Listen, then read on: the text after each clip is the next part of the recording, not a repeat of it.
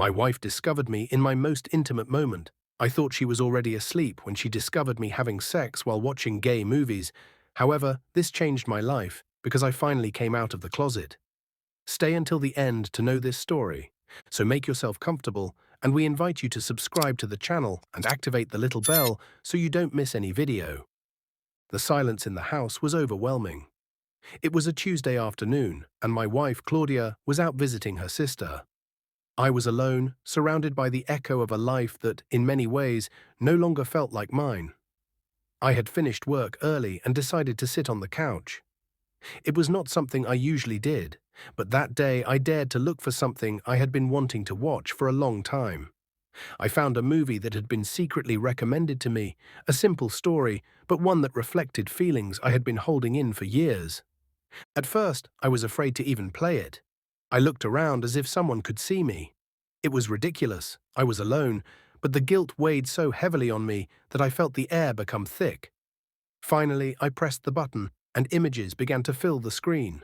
The story was moving, a tale of two men discovering love in a context full of prejudice.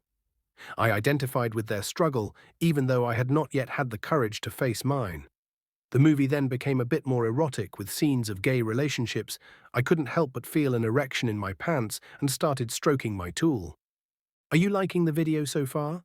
If so, leave us a like and subscribe. Let's keep going. I was so engrossed that I didn't hear the front door open. Claudia's voice took me by surprise. "What are you looking at?" he asked from the hallway, his tone more curious than accusatory. I tried to change the channel, but it was too late. She had already seen the screen, and her face was a mixture of surprise and confusion.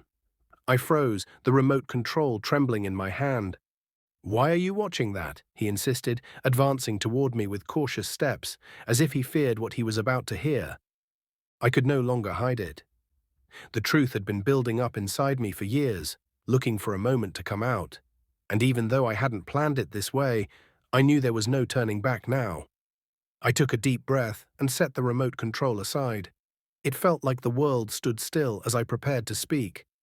"Claudia, there's something I must tell you," I began, my voice trembling. "I don't know how to explain it, but I'm not the man you thought I was." She sat across from me, arms folded, waiting. Her eyes were full of questions, but also of a patience I didn't deserve. "I always knew something was wrong, but I didn't want to accept it," I continued. "Ever since I was young, I've felt things I didn't understand. I tried to hide it, to build this life with you, thinking it would go away. But it didn't. I'm gay, Claudia. I always have been." The words came out with difficulty, but once said, I felt an inexplicable relief. The weight I had carried for so long seemed to have vanished, although the fear of her reaction was still present. She stared at me silently, processing what she had just heard. Her eyes began to fill with tears. "Why didn't you tell me before?" he asked, with a mixture of sadness and reproach. "I didn't want to hurt you," I admitted. "I love you, but not in the way you deserve. I tried to be the man you expected, but I was living a lie." The silence that followed was unbearable. Claudia got up and went to the kitchen without saying anything. I stayed on the couch, waiting for her to come back, to say something, anything. When she returned, she brought a glass of water and a handkerchief. She sat down next to me and took a deep breath before speaking. "Before we continue, we invite you to give us a like and subscribe. Let's keep going." "This isn't something that can be fixed overnight," he finally said. "But I'd rather you be honest with me now than for us to continue living a lie. We both deserve to be happy." His response disarmed me. There was no yelling, no insults, just a shared sadness for what we had lost and an acceptance of what was to come. That night we talked for hours. I told her things I had never said out loud before, like how often I had been attracted to other men and how I had always convinced myself that it was a passing thing. She listened to me carefully, and although it was clear that it hurt her, I could also see that she wanted to understand me. The next few days were strange. We slept in separate rooms while we tried to figure out the best way to handle the situation. Claudia was the one who suggested that I seek support in some group or therapy, something I was reluctant to do at first, but eventually agreed to do. It was in one of those sessions that I met Marco. Marco was a man in his 40s, with a warm voice and an easy smile.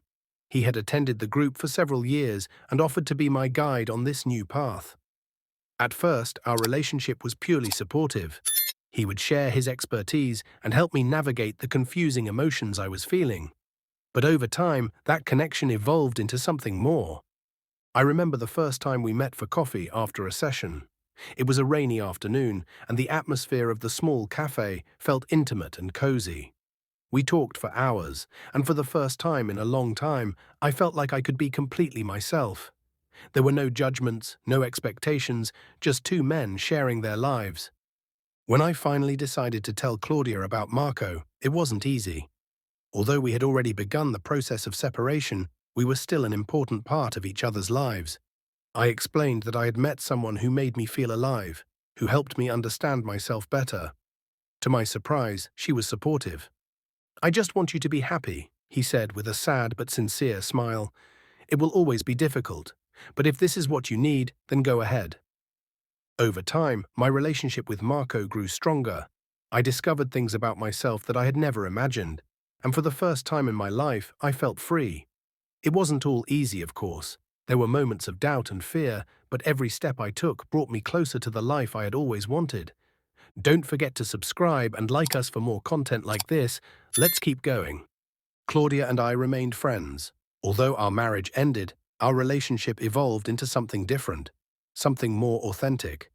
Looking back, I realized that that afternoon on the couch was the beginning of a journey that changed my life forever. And although it was never the plan, I am grateful for the turn my story took. The days following my confession to Claudia were a roller coaster of emotions. Although I felt enormous relief at having spoken the truth, I also faced fear and uncertainty about the future. Claudia, through it all, showed a strength that I deeply admired. She was still the same caring and generous woman I had loved, albeit now from a different place. Her support was crucial for me to accept my truth, even when it meant the end of our relationship as a couple.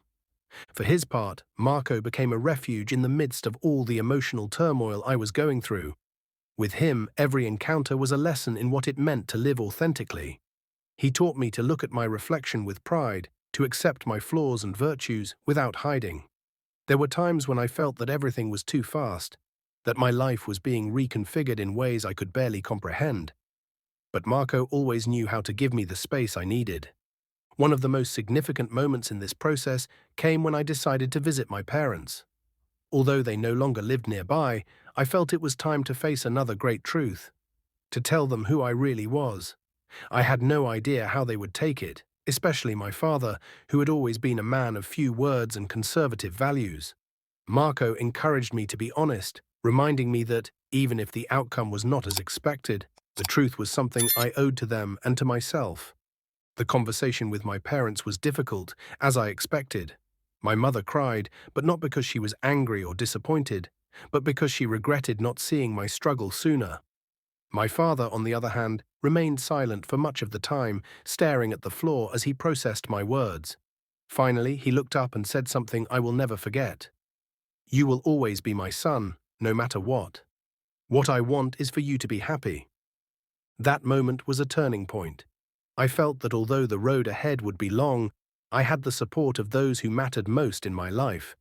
Claudia, Marco, and now also my parents formed a support network that sustained me as I moved forward, but I continued my life quietly. If you liked the video and this content brought you value, leave us a like and share it with your friends so they don't miss it.